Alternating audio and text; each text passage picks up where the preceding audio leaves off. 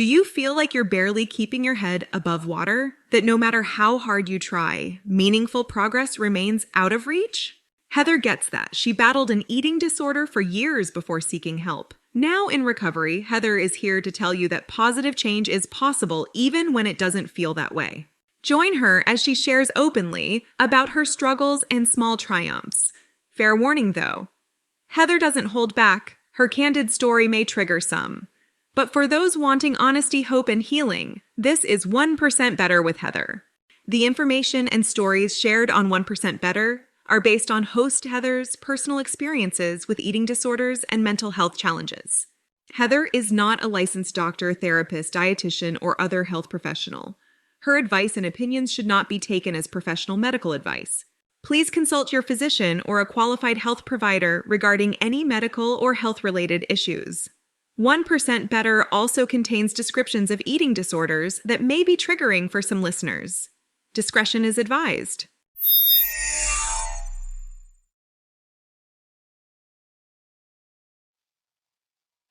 There, my little gaffers, and welcome to the 1% Better podcast with Heather. So on today's episode, I have T, who actually is a friend of mine. So this is nice. And she is also known as the Aftermath, if you follow her on social media, which I do. And we share a guilty pleasure of certain people. Yes, we do. A certain family, because we like knowing that they're more messed up than us. Absolutely. So with no further ado, T, will you introduce yourself to the audience, please? Hi, well, my name's Tina. I speak on what I call the aftermath of abuse. I grew up in domestic violence. I spent 14 years of my life, my childhood, that learning stage where you suck everything up as a sponge, you know? It was just tears, hypervigilance, constantly monitoring, and we got out when I was 14 years of age, and that minute where you're free, happy. And then I started to feel the same isolation and that same silence that I'd lived all my life, because that inbuilt regime of my big chunk of that learning stage was a part of me, you know, but I didn't realize that at the time. It was only over the last 5-6 years where I started to really understand it, and more so in the last 2 years through the Johnny Depp Amber Heard court case, when I witnessed domestic abuse on the main stage. First conversation I've ever seen about it, and it was like I was magnetized to it. And as I was doing that, I was watching hundreds, if not thousands, of other people doing the same, victims, survivors. And it soon dawned on me, this was like a feeding frenzy of people searching for validation, for answers. And it soon dawned on me also that these people like me were just, they just felt like they needed to fight for justice. And yeah, and as the Johnny Depp Amber Heard court case, I've never done social media prior to that at all. I've avoided everything like the plague, but I had this urge to stand up and say no, because I was witnessing like this house of cards of abuse being sort of messed with, and I feel like it wasn't a true representation of what someone would go through, i.e., in my opinion, Amber Heard, that was my abuser, you know. So I felt the need to balance it off and speak, and I opened my mouth and now it stopped. So there you go. Sorry, I do talk a lot. No, that's good. So walk me through whatever you're comfortable with. Yeah. Through your childhood. Well, so I was born, obviously, and I had 2 older siblings at that point, and my mom met a partner. And I can't remember a lot from the early days. However, in the aftermath, I found myself in this situation where I was constantly in my happy home. Okay, so, right, let me start. So my mum was with him for 14 years, and my earliest memory was watching all my toys be set on fire in front of our eyes on the lawn. Um, and this is the mad thing about it, because I was 3 years old when that happened. He not only did that, he dragged all of us out to watch that to punish my mom.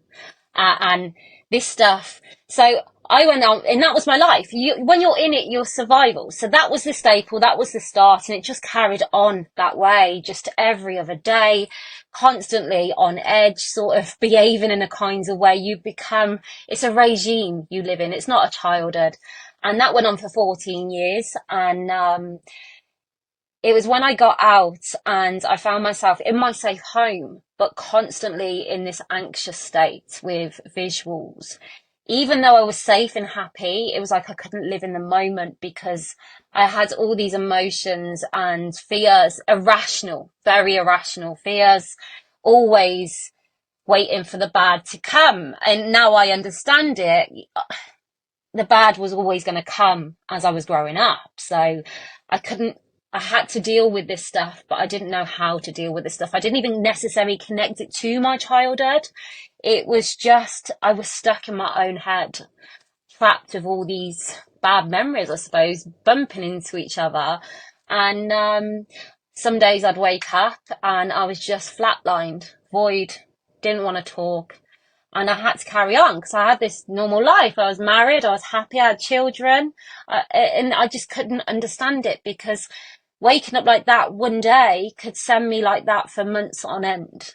And it was just numb, this feeling of numb. And now I connected the dots and understand that simply was a case of a trigger that sent me off, in my understanding. That is, I'm not an expert, I'm not a doctor, I've just had to piece together, because as you probably know, you can tell me your story, but you can't convey the emotions and what actually goes on in your head to how you feel it, And it soon dawned on me. It was a case of I didn't want to be here, but I was too scared to not be here.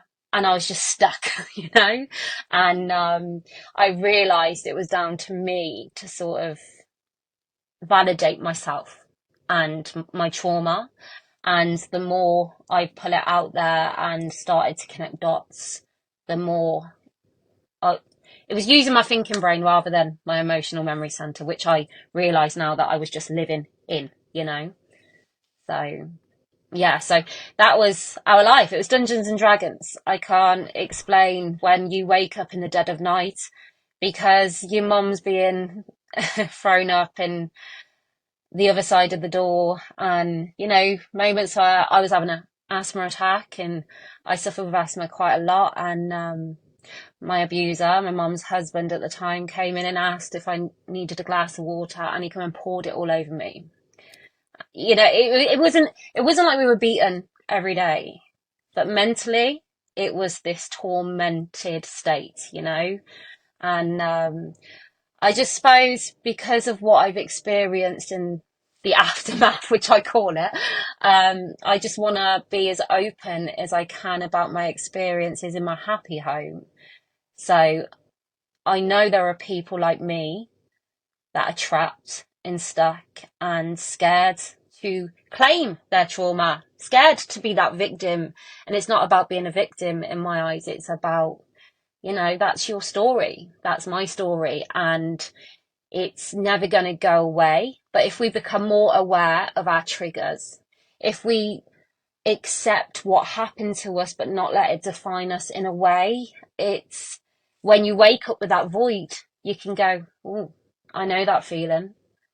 What's happened in the last few days that has put me here, which helps you get out of that trigger easily, quickly, rather than months on end back in that abyss. Like I spent a lot of my, 20s, 30s. So that's a lot, isn't it? No. So you lived with a narcissistic man. Yeah. I can peg that one. Mm-hmm. I actually just had a psychologist on the other day, and everything that you're saying. So I'm like, oh, this is all going to link up really good. Okay. So living in fight, flight, fear, fawn, Mm-hmm. freeze, what you've done for most of your life, Yeah. I've done for most of my Mm-hmm. life, is hard because I understand what you're saying about you can never be happy because it's like caveman days when the tiger's going to come around because you can't let your guard down because you don't want to get eaten by the tiger. Mm-hmm. So living in that state of consciousness does a whole lot of stuff on your body and like your Mm-hmm. insides and Mm-hmm. mental health and everything. How did you know that or come to the aha moment, so to speak, of this is not normal. I should not be living like this. And I need to get it out, so to speak. There was a few instances. I mean, I've come in my utility room now to do this because the kids. But when I found myself by this back door here, sort of on the floor, punching myself up the head, and I had everything. I had the husband. We've been together 23 years. I've got 3 wonderful children, and it was. I just come to, and even little things like going for a walk, and I was walking on the path of a road, and I would not walk up towards oncoming traffic because I was that fearful all the time that something bad was going to happen that I not only envisaged in my head grew this story of this car veering off the road and crashing into me. I also had the visuals of me being there on the floor, that injured, the paramedic over me going to hospital, my children devastated because they're grieving me. And it's like, how do you convey that? It makes you feel sick in the head that you're creating these stories so strong. And the one time I was in town, and this was the moment for me where it really ups, I can't live like this. And I was walking through town, and someone walked past me, and in my head, out of the blue, they've got a weapon. They're going to use it on me. It's just crazy. And I literally visualized the moment where they were going to, and where, but this mental thought that grew in my head not only ended there, I had this physical feeling of all the adrenaline surge of where it would.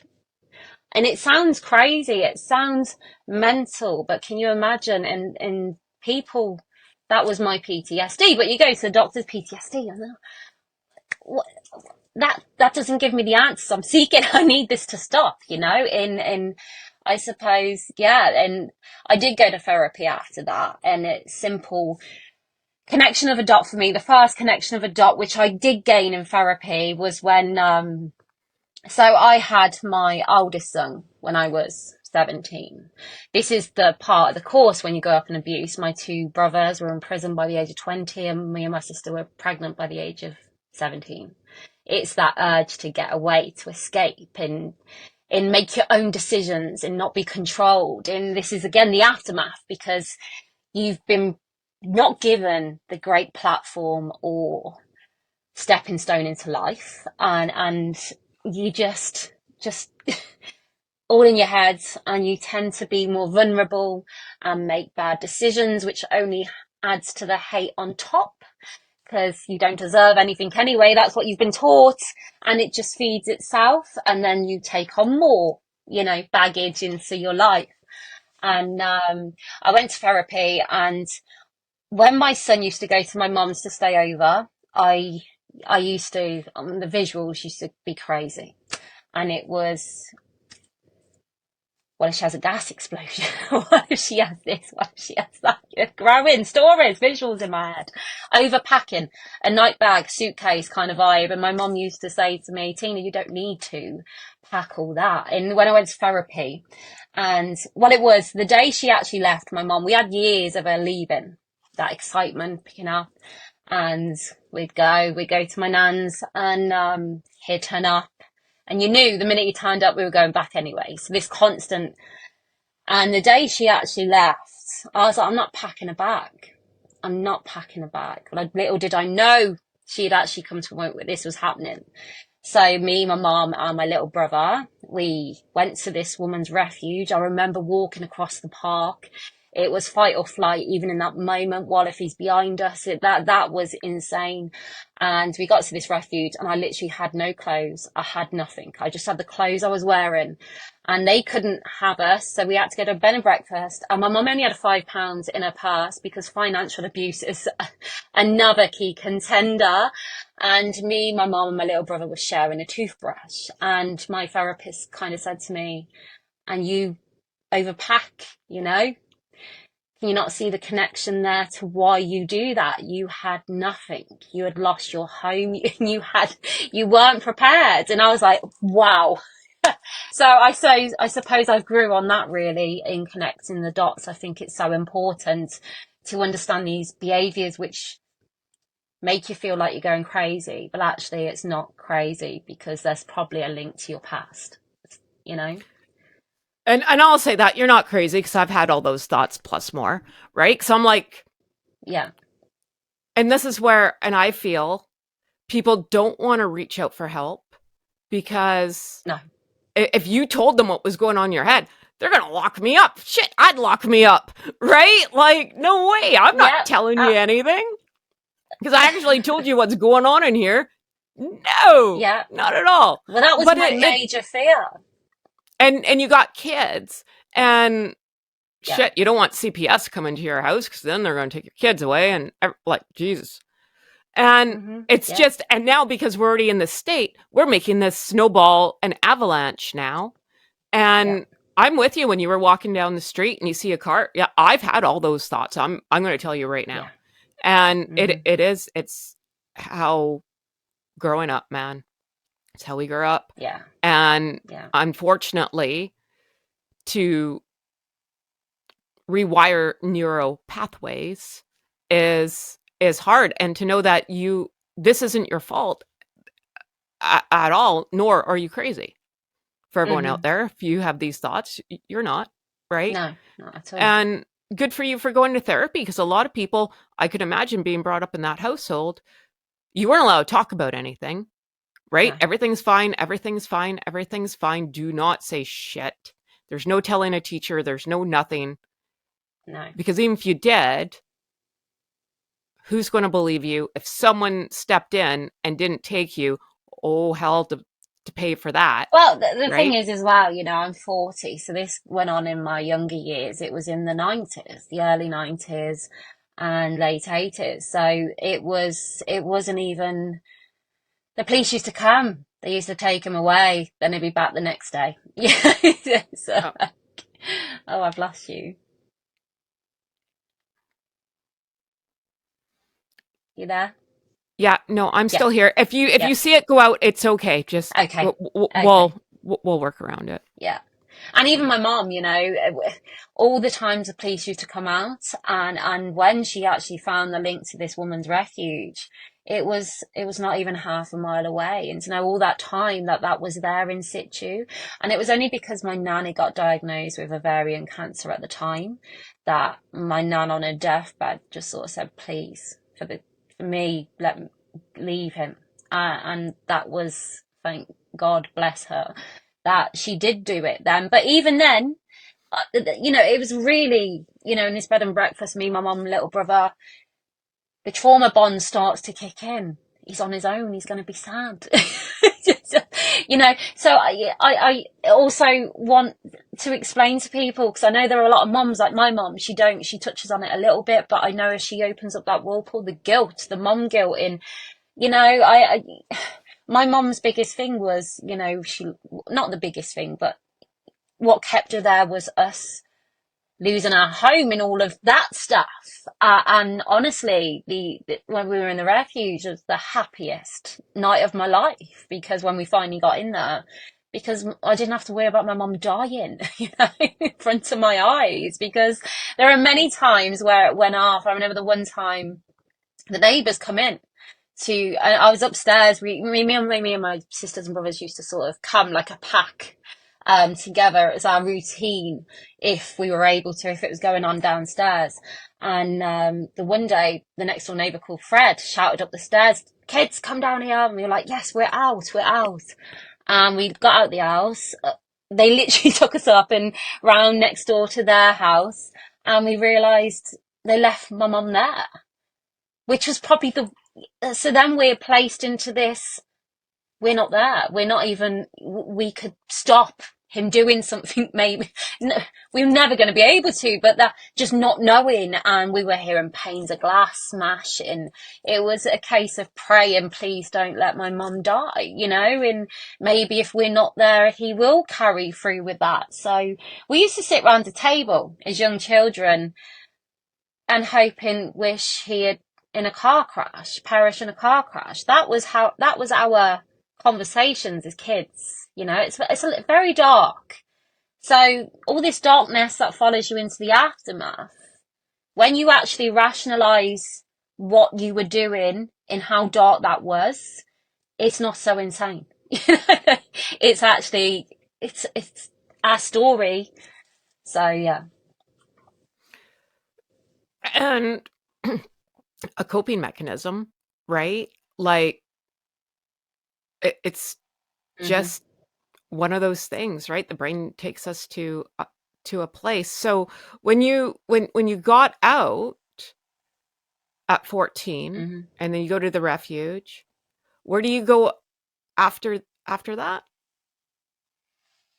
So we were in the refuge, I think it was for about 3 months. So that was like a crazy experience. That was pretty much amazing because it was a bit like this Johnny Depp Amber Heard effect, which I see. It was all of a sudden I was being introduced to children and other moms just like us who had lived the same, who walked the same, who could finish each other's sentences. Like it was this little home of just, that there was an element of, the bars on the windows, to keep them safe, but also to protect them from looking for an escape. It was a very dark but really homely place to be. And after that, my mum got a new home, and we moved in there. And yeah, life was just, I suppose, it was okay. But then it was, as my life started to get better, it started to mentally get worse. And that was just like, what? And I just get angry with myself because why can't you just enjoy your life? And it was, then again, that was just more hate to put on myself, more guilt. And it's a crazy place to live in, it really is when you're stuck in your own head like that, and you tend to become your own abuser. You take the tools that they give you from that regime and you just crucify yourself. I've never probably went in the refuge actually. And this is the thing as well. When I started speaking out on social media, I'd have people comment, my life wasn't as bad as yours. and I think when we went in the refuge, we were looking around all the other women to see if they had more bruises and it was that physical, when the reality is no one has to beat you all the time. It's that mental fear they have you in. It's the mental abuse. The bruises go quickly, the scars in your mind don't. No, and I'm with you there. Like mental, no, thank you. The other, right? Like not like if you had to pick, like the and when you're talking about being in the refuge and the bars on the windows, it is because for some stupid reason, always run back because they have you convinced you can't breathe without them. There's no way you're going to survive. No way. Yeah. And you get this little, you get strong for a little bit. And then you're like, no, they're like, no, I can't do this. No, I can't do this. Or like money's like whatever the reason is. And there's a lot of good reasons why people go back. Yeah. But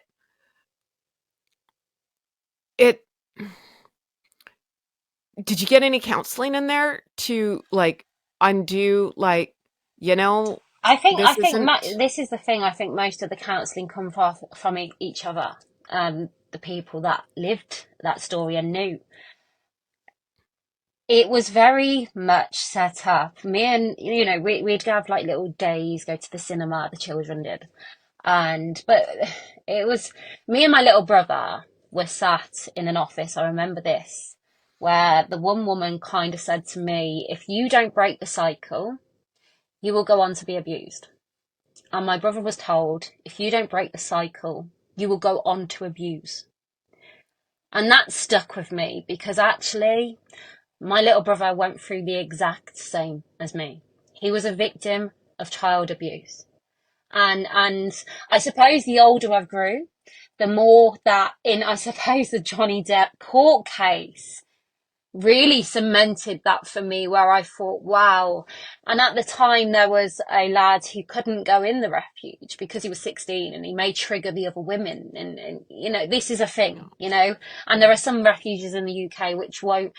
Someone said on my social media, she tried to get away, and her 12-year-old son, he was too old. It's like, that's wrong in my, you know, in the refuge brought a great time in my life, but I think that needs to be had a look at, because, you know, my two brothers, I would say me and my sister are more irrational and could be a bit more fly off the handle than my brothers. You know, they got shown what kind of dad they don't want to be. You know, they were stuck in this thing of being a victim, but you're a boy, you can't cry. You know, so at least me and my sister have been able to express our emotions over the years together, where my brothers are sort of just like, nope, you know, and that's sad. But the refuge, the one night, I remember one of the women, touching on what you were saying about wanting to go back, doing well for a bit and wanting to go back. The one woman, the one night, she had caved and she had contacted her abuser, trauma bond so strong. And the one night she was sat there literally rocking, and her two sons were there. And it was, she wanted to go back to her abuser. She wanted to put her children in boarding school so she could return. And it was just, as children, we almost were frozen to the core watching this situation. We're watching this woman, grateful that it's not our mom in that feeling, looking at these children, knowing exactly what they're feeling, but also relieved because it's not us. And you imagine that little cyclone of emotion as a child, in how aware you are of everyone else's emotions around you.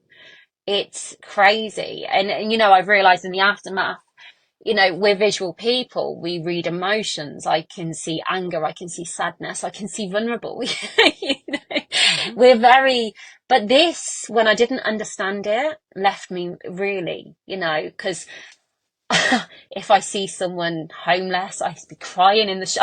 My husband would be like, sort yourself out. Like, I can literally feel their pain. I've been there. You know? It's just like, you just your emotions are, it's like your emotions are crazy when you've been through that, because you read a lot in people. I think people who come from this trauma are probably the best, like, should have been psychologists. Like, if you want to study, like, someone to, like, peg someone's personality and tell you how they tick, I think it's like our, like, little village that can tell you, right? Like, and I think that's why, like, we're very good judge of characters, right? Like, just like, no, I don't want to be your friend. No, I can see right through you, right? Phonier than a $2 bill, right? Yeah. So. No, it is. And actually, that's what I'm trying to get in speaking openly. For me now, it's about rewiring the brain in the way I see it. And I realise now, actually, I must have all that time just been watching and understanding it. In literally, I started opening my mouth on social media, and all this has come out, and I'm like, where was that sat? But I was obviously, and for me, it's about validating ourselves, because I think we spend a lifetime waiting for someone to come along and go, that shouldn't have happened to you, I'm sorry, or I shouldn't have done that to you. That's not going to happen. You know, it's about us accepting that shouldn't have happened to us. However, we are the ones who's got to work on us to learn to love ourselves. to be accepting. Because that's the thing. All this time when we're making ourselves ill, it's because we so desperately feel like it's gross to claim to be a victim. You know, like for me, I don't know about you, if anyone says to you, oh, your hair looks nice. Oh no, this is crap. You're literally there. I do it all the time. They go, oh, I like that top. Like, oh no, it's from a charity shop. Literally taking that compliment and regurgitating it back out at them. No, don't be kind to me. I can't deal with that. I'd rather be sat in my pit, and that's how I've spent most of my life. And it's learning that actually you can accept a compliment, you can grow, you can make time for yourself to, I don't know, just understand yourself, your story, be prepared that triggers will come along, but you've got the tools in knowing when that feeling comes. You can navigate that because you understand it, because you've accepted your story and validated yourself. That's my take anyway. Yeah, and I agree. I don't take compliments, and I'm very much, and I don't know if you're like this, maybe this is why, I love to give gifts. If I love to throw parties, I like to just give. My birthday comes along, which I love to have the party. Someone gives me a gift, I get really weird, right? Like I'm like, no. Like I have a hard time accepting anything nice. Yeah. For me, but I want to give it to everybody else. But there's absolutely no. So and that's what I realized. Carry on. Oh no. So I was going to say, like, how did you break? Where did that come from? Because that takes a lot of inner work. Like that doesn't come overnight. Going, no, I am worthy of love, and I am enough, and it's okay to have pride in how I look, and I'm proud of how I look, because I was never allowed to say, oh, look, I got number one. Well, you're not better than anybody. I don't care if you're number one. Right. Yeah, so that takes a lot of reworking. Where did you find the strength? I think for me, work on that? This is probably where it's actually the one thing I've never apologized in my life for is my fashion, what I want to wear. I don't want to stand out in a crowd. Never want to stand out in a crowd. However, my fashion has always been my mask. If I look my best, no one can judge me for anything. They won't know what's going on inside. So even as a teenager, I had a colour coordinated wardrobe.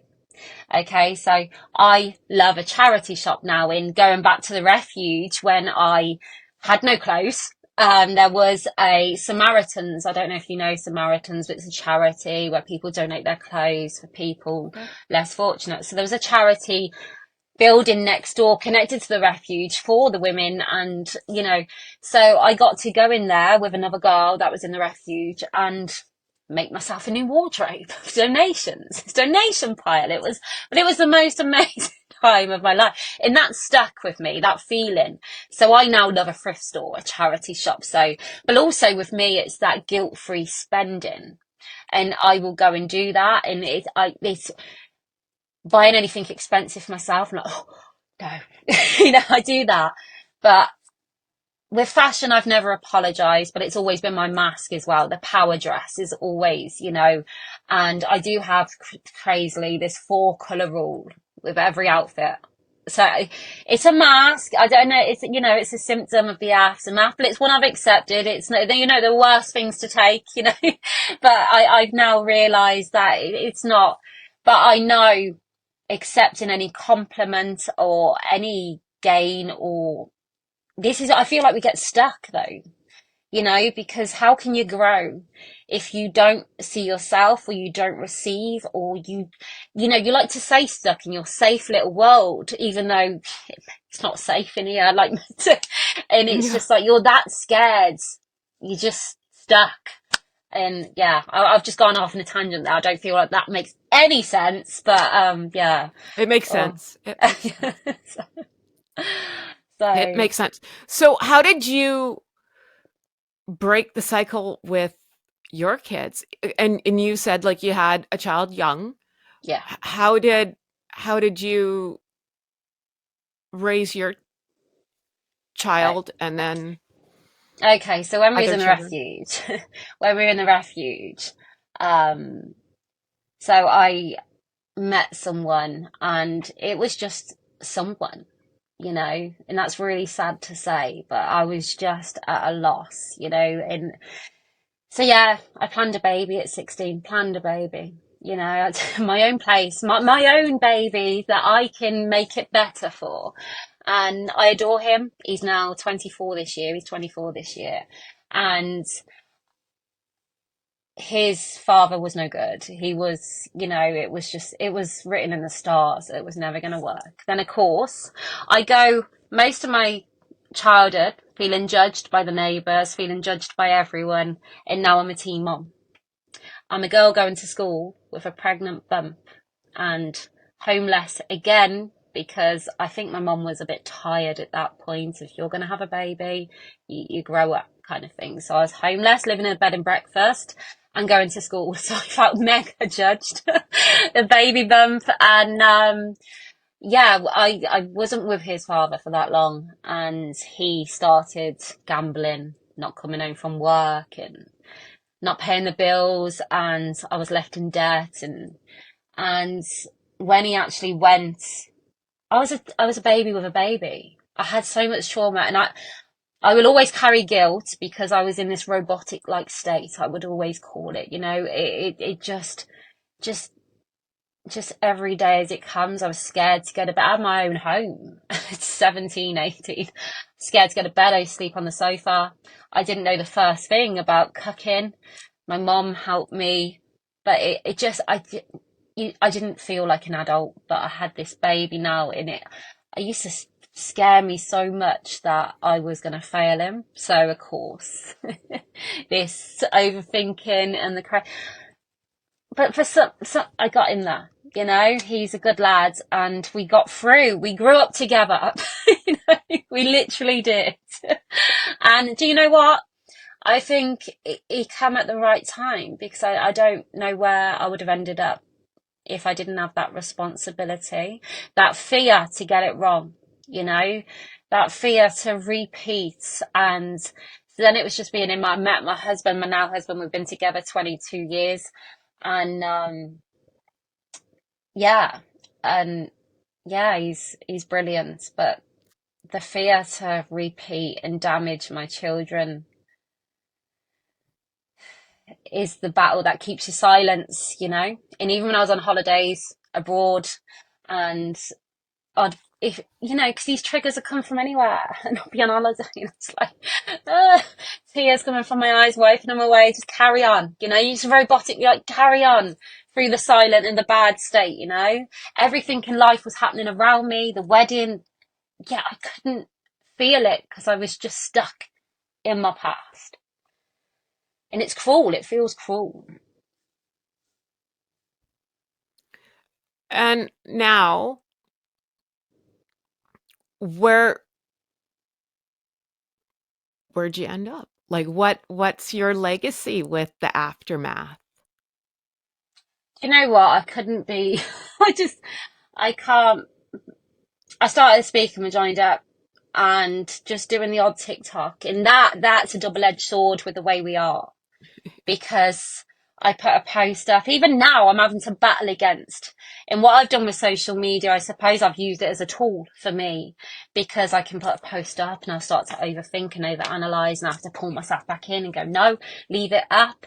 And if I do a post where I think it's too, like, you convince yourself that you're just seeking attention off people, one of those people. And it's a double-edged sword, social media. It's been really difficult to navigate. And I suppose because people connect to my words and what I'm saying, because so many people are like me and you, and it's people like me and you that speak out and openly about it, which gives them that peace. And the aftermath has grown like something I'd never ever believe. And to know that all of that, my story, if it can help one person, then job's a good one, You know, my mum supports me, my siblings support me, they get it, they understand it, they don't want to be on my TikTok. My mum did for a bit, she did a couple with me, but then she was like, no, it's better off in the past. so, so I get that. But, yeah, I just want, do you know what? I want people to understand, like, if I would have known, if I would have given, if I would have known when we had left the refuge and someone had said to me, right, this is where you are. There may be days where you're going to wake up with a black cloud over you, but don't worry. It's because you have just come out of this.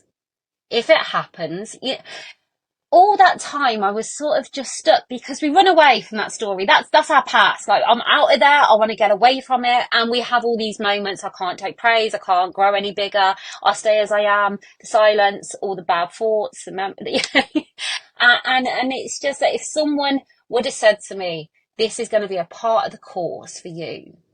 I feel like when those moments started to happen, a bit like I'm trying to do now, I suppose, the more I speak about it, the more people can connect to that own waking up with that black cloud to go, oh, and think of a post I've done, you know? I just feel like it would save so many people from being locked away for so much longer, like I was, you know? The guilt and shame and the seven horsemen are buddies around here. Like, they're not like welcome guests. They just show up and break down the door. But that guilt and shame will get you every time. And we were talking off camera about my big mouth. And that's it sucks being the first one out and being the, I don't know, you get fired at a lot because you are the first one. There's no other target. Yeah. But my big mouth will keep going. There's a reason why I'm here. I shouldn't be, but I am. Yeah. And it's above my pay grade to know why. So I'm just going to keep talking. Yeah, me too. And that's how change happens. And it always sucks to be the first one out. Yeah. Because everyone's going to pick on you and everyone's going to pick you apart and do whatever. Yeah. But one voice adds to two, and two gets to three, and three gets to four. And broken nose broken and broken sticks together. That's how I absolutely. look at it, right? Yeah. So building a community is very important, I feel. Yeah, absolutely. So you're building your village, and I'm trying to build mine and build the villages, build the bridge. Yeah. So how did you see all this coming though? Like with you're talking about the Johnny Depp Amber Heard. Did that? Absolutely not. And I didn't really like follow a lot of it. I kind of know what happened, but I wasn't really paying attention. Yeah.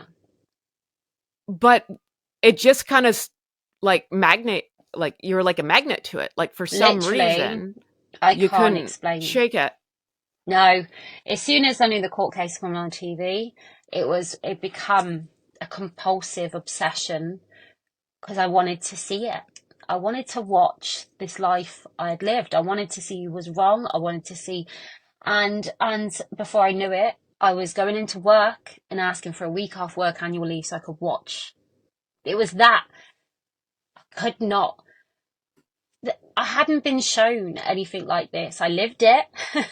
It was like I was seeking to see it. It was like I was going to get the opportunity to be a fly on the wall, to maybe receive validation. I can't explain. I was literally led. I had to watch it.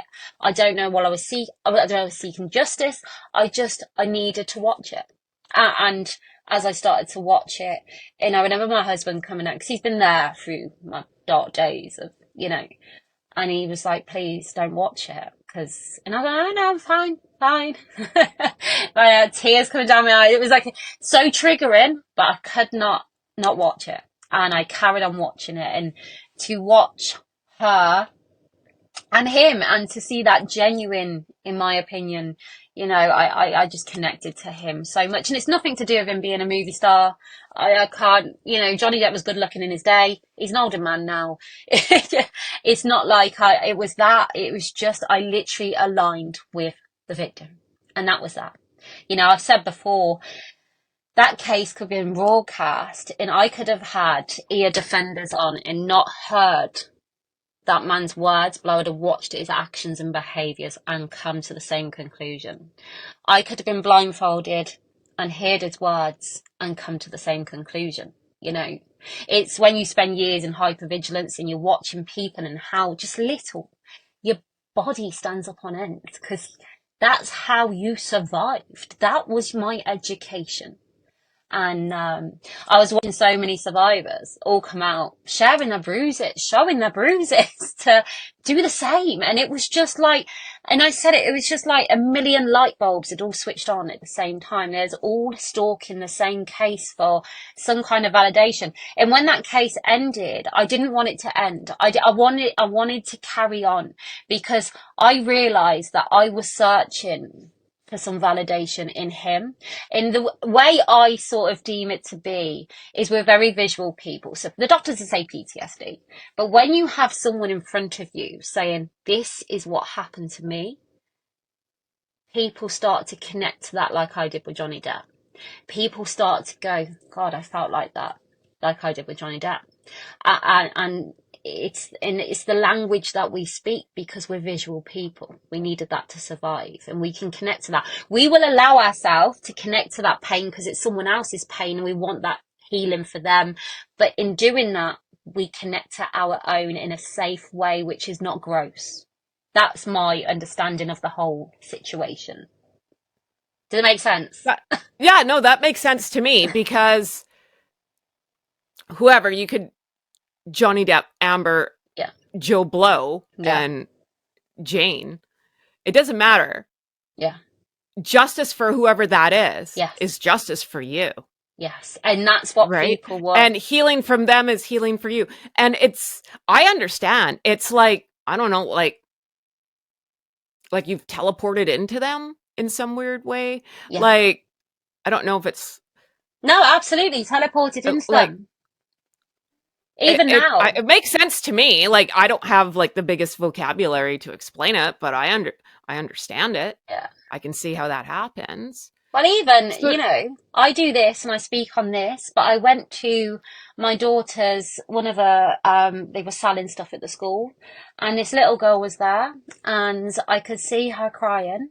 Her parents hadn't turned up, and I just become overwhelmed with emotion, and I was like having to go at myself in my head, bring it back, but the tears started streaming out. Like, I need to be here for my daughter.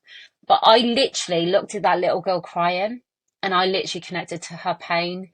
And I was in that moment, it was a moment of like, this is trauma, this is you feeling that girl's letdown and rejection, and that's connecting to the little girl you once were.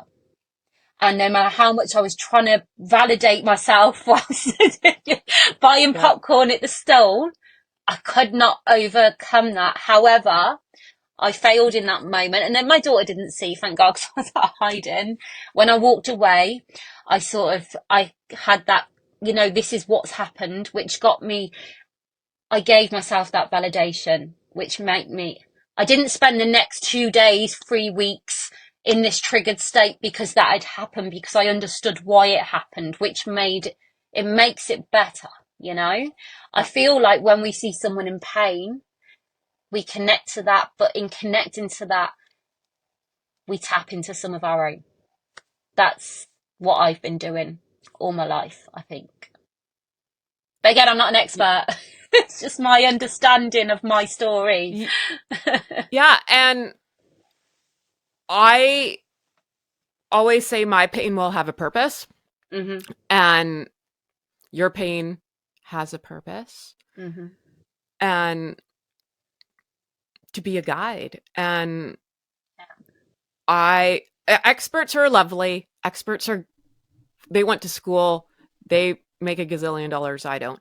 Mm-hmm. But I'm always with the people who have lived it and got out of it. Mm-hmm. And those are the people who will always have your back. And in the way I look at it, and I'm not ragging on us experts, I'm also paying them to be there, right? When you just got people who understand and have a trauma bond, they're there out of their own free will, right? And it just, Yeah. it sparks something in you, like, oh, and even if someone reached out to you and you just said hi, you don't know how far that hi is going to go, right? Like that Mhm. would have been maybe their own communication for the last month and a half, right? Yeah. Like it's, I've Yeah. learned a lot since coming out of my hell. Like, and I used to be I'm still kind of angry, but I'm a lot better. Yeah. I have a lot more empathy. I'll say that Yeah. and I have a different outlook on life, Yeah. and I'm not as judgmental as I used to be. I'll say that. Okay. That's, And I think it, for me, I just have a lot more boundaries now. And, I do back myself a lot more than I have done.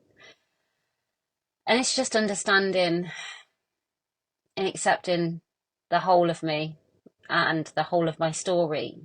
How can you, I don't know, how can you be complete if if a big chunk of your life you black out? Good or bad, it was my life. And, so like I do you believe. got to feel it. You got to Yeah. feel to heal, my friend. Yeah. My husband calls me sadness out of inside out.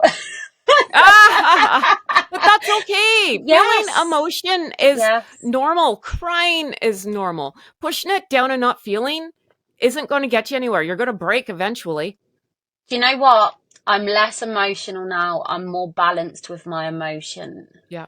Other than moments like the school, which I will always have, I'm more balanced with my emotion and more in control of myself since I started to accept and understand. And also, I feel like that big chunk of my life, my analogy is, we've got all these memories in our head and it's all messy and it's like boxes and it's all strewn. Like there's no organization, there's no understanding. And like every trigger, like that little girl in the school, I understand that now, so I can put it on a shelf in my head, which slowly you've got it all. You start to segregate it away from your heart and place it up shelves and not have a messy, confused heads. Also, when we were growing up as well, I did miss out. My sister met a partner and he was next level to the abuser we already had. So we had then this car explosions. We had a hostage and stabbing situation, and my sister's aftermath became so much more. And that's what we had also. So we had another abuser enter the situation. And my biggest fear, like the gas explosion with my mom and my oldest son going there, the gas explosions, 3 years old, I watched all my toys get set on fire on the lawn. At 8 years old, I woke up to our car being set of light on our drive.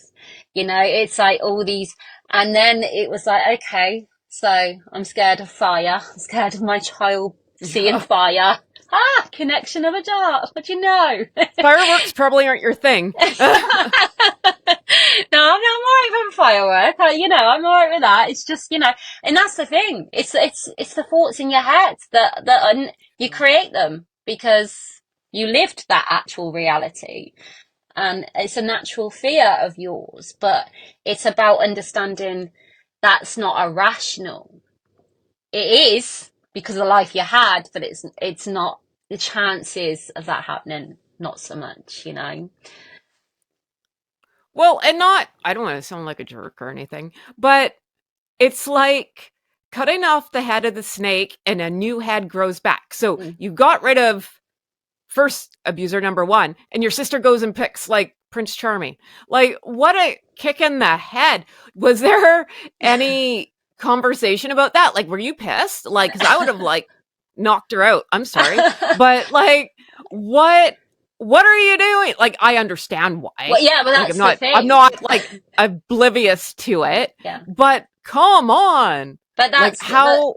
But that's the thing. I think it was written in the stars, and the more I've sort of been understanding of, I started writing a book through this journey, and I just wanted to write a book. Like I've only ever read one book, and it was 50 Shades of Grey. I'm not going to lie. Yeah, I've never done. All of a sudden I'm like, you're Probably last speaking in book I rhyme, speaking in rhyme, what's going on? I'm writing books, I'm writing poems. My husband's coming and going, who are you? And I actually said she found her fairy tale prince because in the current state of her life and what she had endured until then, it was just finding anyone. And anyone was Yeah. going to be a fairy tale prince. But unfortunately, because you're so vulnerable, because that was your education, you don't know what a healthy relationship is. All you are is desperate to get away from that life that you had. So no matter who it is your Prince Charming. The bar is not that high, you know? And of course, they Yeah. come in, the best thing. It got really, really dangerous very quickly. And we were under absolute harassment. He smashed up my face. It was just, Well, yeah. I was on the seesaw with my friends and he came over and he was like, do you like the bumps? And I was like, no. And he just pushed the other side and I went flying and landed on the metal bar, split on my face, Yeah. and he ran away. And it's like, I wrote in my book actually because, and then a stranger come and saved me that day, an actual hero, flipped me over his shoulders. I remember the blood just absolutely just cover all his jeans. And bless him, he ran me and all my friends. I remember it as clear as day. These memories, some of them are as, picture perfect. And he ran me to my dad and handed me to another abuser. It's just like, Oh. but in that Well, in moment, his defense, he thought he was didn't doing it know. with them. No, he didn't know. Bless Yeah. him. But like, it was just looking and reflecting and writing the book, which was really cathartic and actually really healing and really validating. Most people go, oh, write a book, and I've had it all my life. Journal, write it down, set it on fire. But writing that book was like, wow, And I don't know about you, but when you have a story like this and you do delve in or you do open up to someone, you all instantly, because we're sensing a reaction, you normally see their shock. Then like, then you're like, oh no, too much because I'm being a burden on them now. I'm making in your head you're going, they're not going to believe me. They think I'm lying. You're creating your own crazy. And so of course my abuser number one was all set, the perfect dad in that moment, rushing me to the hospital. It felt nice because the trauma bundler, he's being nice. I'm pleasing him and he's being my dad and he's looking after me. And before we knew it, I was out of the hospital 60 odd stitches later, operation.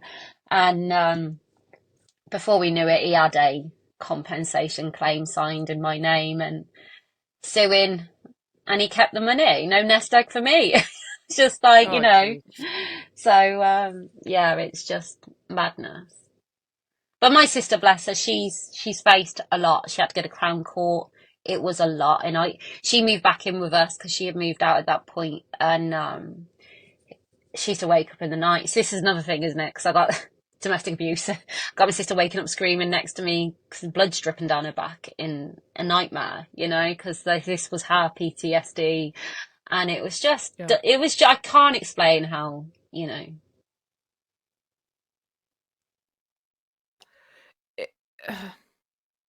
Yeah, and it's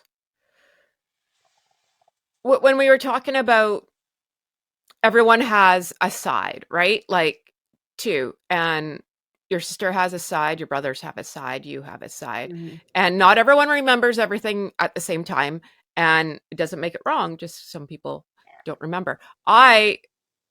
For me, none. I don't think any of my family knows that I have a podcast at all. Haven't said anything. No. And it's just because I'm not ashamed of it, obviously, but I'm not going to get what I need from that conversation. So I'm not going to put myself in the lion's den. So I can totally understand that. And As I've been doing it, to begin with, it's my little bubble, it was my little world. No one was going to interfere with what I was doing. I felt good and I didn't want to, social media was my separate little, it was for me for once. And I was doing it and I was speaking openly. I didn't want to upset my family. But I know what you're saying there. I completely understand. Because I told my mum I was coming on here today, and it was, oh, okay. Then it was followed by, well, I was around my mates yesterday, and she was like, we don't understand why you'd want to go there. It's just like, so it's always like this backhanded, like, it's like, okay. But it's good what you're doing. Like, I love my mum to bits, and the thing is, that's her journey. But it doesn't mean to say I'm not allowed to be on mine, So, that's how she deals with it, and this is how I deal with it, and I'm not going to be ashamed to do it that way. I'm not hurting her or anyone else, but I totally understand what you're saying about them not knowing, and the lion's den, and it's crazy how in that time of growing up, me and my siblings, we were like that, a pack all together. Fighting the same baddie. Take that baddie away, you're left with the damage from that baddie. And you're a bit stuck. You're no longer the pack because you've got your own baddies inside your head from that one person. That's how I see it. And everyone, you're right, everyone has their own path to walk. I believe it's because, like, I'm a little bit older than you, not by much, but I'm sure our parents are on the same generation. Yeah. And they're like, don't ask, don't tell. Yes, Yeah. And there's no emotion, and that's fine. Yeah. And but then, like I said to my mom when she said that to me, I said, but can you imagine maybe 20, 30 years ago, you heard someone speaking about what you went through, and you heard that, Yeah. It's different now. Yeah. And I don't know. Me, my mom, my old man, like it, fun times. But, family, it's one of those. Yeah. And it took me a long time to figure that one out. I'm just not. Yeah. Just why open my, it's not in her to give. And when I know how my DNA works, I know how I tick, and she will never be the person that I need her to be. Yeah. And I have made peace with it. But I am the person that I need me to be. And that's exactly it, And I think for me, largely, and my sister, we were searching for this fairy tale dream, and almost like a life like the movies, because we had no, I suppose we always dream the fairy tale dream when you're sat in that hall. It's like, you watch the movies, and that's how life should be, because as the bar was set so low, it's like, and it's hard to anyone to hit that bar of that fairy tale dream when you've been through all of that, which we all have, And I've just accepted, I had my mum around today actually, and I just accepted that this is our family. We can't get together at Christmas. It all goes south, should I say. Yeah. We can't get together every occasion. We all come together. I feel like we've got this dark sense of humour. I feel like there's a lot been unsaid. We all have our own triggers, our own trauma. We got together when my brother come home from Canada, because he lives in Canada, my older brother. And I had a party at my house, a barbecue for him. And just a simple thing, like, we haven't got many photos of his children. And there's a photo of us all sat on the bench in the garden. And me and my sister said, wouldn't it be lovely to recreate that? And it was very odd, actually, because my mum come in. She said, I was thinking it would be really lovely as it all together to recreate that photo. Probably not that odd, because we haven't got many photos of us all together and happy with a smile on our face. So we sort of all together, and we said about this photo. And my younger brother was like, I don't think so. He's like, don't think so. And then it was like something had happened to him prior to that photo. We can't remember that. But that's a trigger. That's his trauma. And it's, you know, that's, and it's like, you all know and you all live the same life, but you've got all these, it's like you never, because you've blacked out, they've not. It's just like, you're strangers. Right? It's Share the walking same Carry on. Oh, sorry. Yeah, no, it is walking a tightrope. Yeah. It really is. Yeah. And yeah, Easter's coming. And when you were talking about like family get-togethers, and there is one Easter I tried throwing my sister off the balcony. So that's where our bar, and that was only like for 2019 maybe. So like 4 years ago, right? Full grown adult. That's how our Easters went down. Like I tried to body slam her off the balcony. Wow. Right? Like good times. Good times. Good times. I've been there. So that's like every Easter is don't get the RCMP involved. Right? But it's so hard. It's so hard. It's funny now. But it wasn't then. No. And it's just, and I suppose that becomes a massive just sadness anyway in the aftermath of that getting together. Because you're like, why can't I just have that peace and like this happy family? Why is it always got to go to the drama, the trouble? And I suppose that's what, you know, I feel like the aftermath creates a shelf where people can let that guilt go. They can let that just for a minute so they can have these conversations because they understand that that's just my feels on it. It's literally just my feels that I've created in my head and I'm sharing it with whoever will listen. But we had a Christmas where it ended up with my older brother pinning me and my sister screaming, no. Like it just doesn't work. It just, I can't explain it. I'll put it under the aftermath. In various conversations about actually with friends, it's the same. It's like this, it just don't work anymore. And that to me is the biggest connection of a dot, because it did when you had something in common. You've got all this in common, but yeah, the trauma of it all just creates this black cloud. Like, oh, I did have a nice one though the other week because Gladiators is on in the UK. It's like these muscly people. I don't know if you have it in. Yes, yeah, of course. And my little brother went to Gladiators when we were younger. Went with a play scheme, but we never had no money, so we were drinking the little milk cartons around by the coffee stand. And Gladiators come back on the UK, and he rang me and he said about Gladiators, and I said, oh yeah, no. And he went, I went there, you know, and I was like, I know, I was with you. And he went, what? No, you weren't. I was like, I was drinking little milk. He went, oh my God, you were there with me. And I was like, yes, Justin. But all this time, he's been alone in that story, you know? And he was like, oh my God, I can't believe you were there with me. But in his head, he faced that alone and he never. And it was like a bit of validation for him as well. In a simple conversation, which we're scared to have before, you know? Yeah, and it's tricky. It's tricky because you can have a really nice memory surrounded by shit. So if you take that peripheral, I can't say that, off, you don't want to see the shit. You can smell it, but you don't want to see it, right?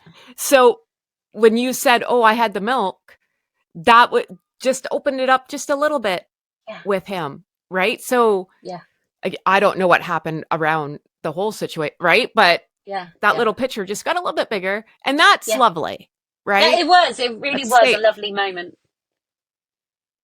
That's safe, yeah. And so with the aftermath,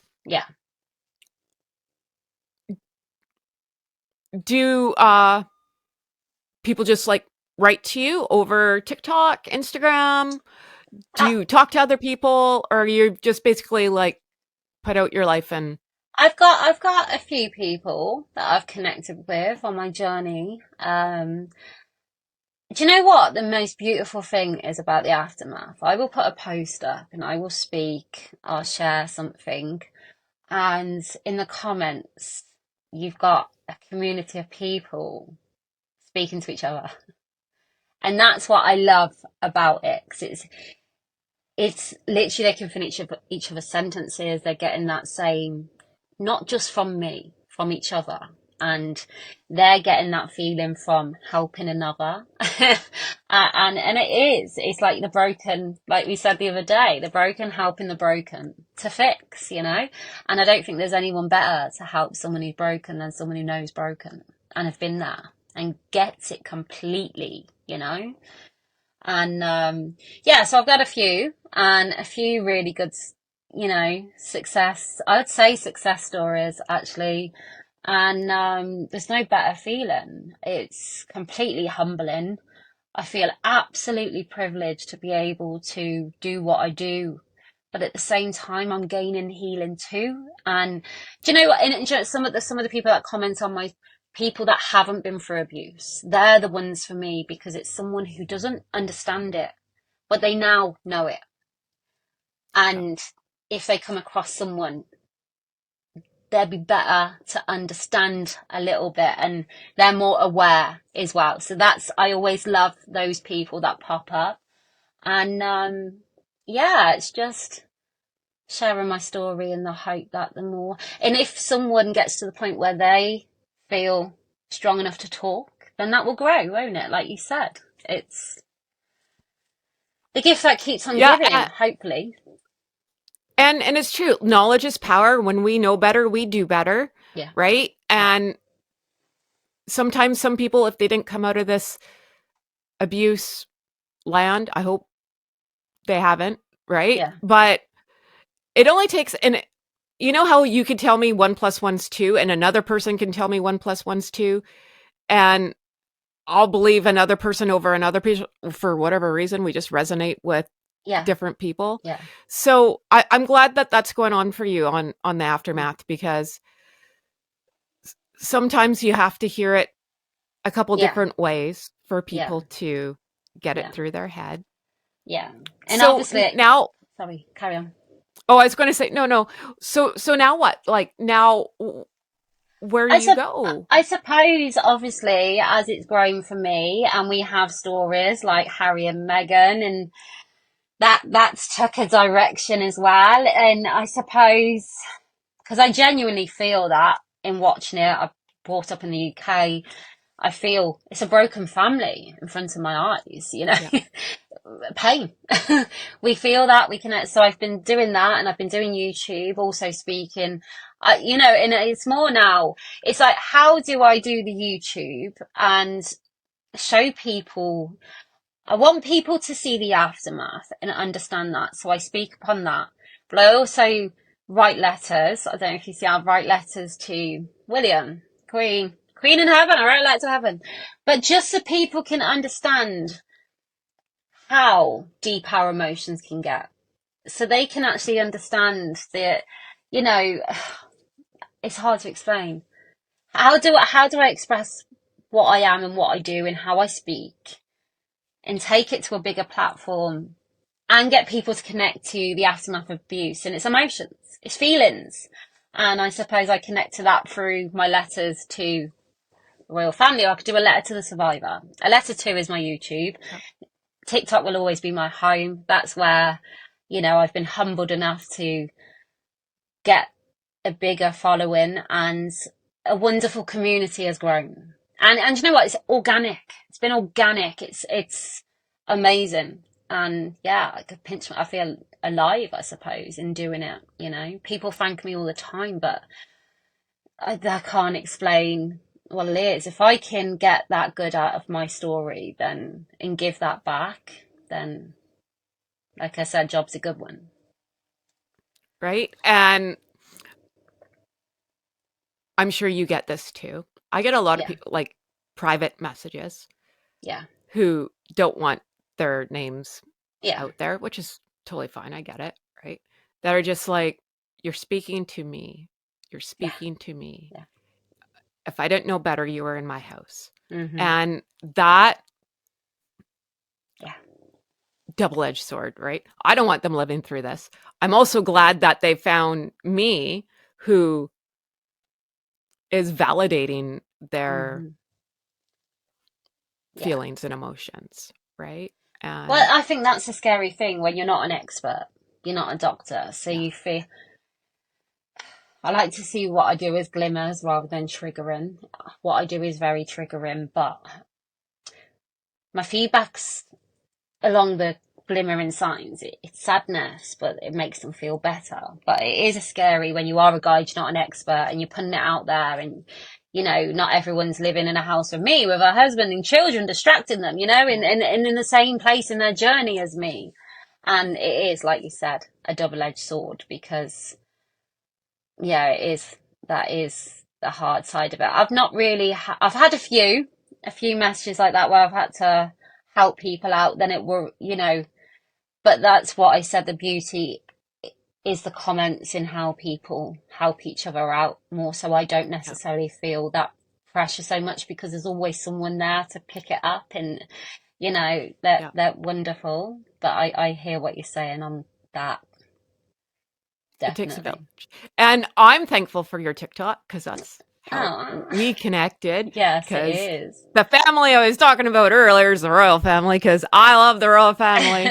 Well, I don't know. They've released now. I think there's going to be an announcement being made. I heard that. I heard that this morning, like within the next 72 hours or something. Mm-hmm. Where in the world is Kate? I know. I feel for her so much.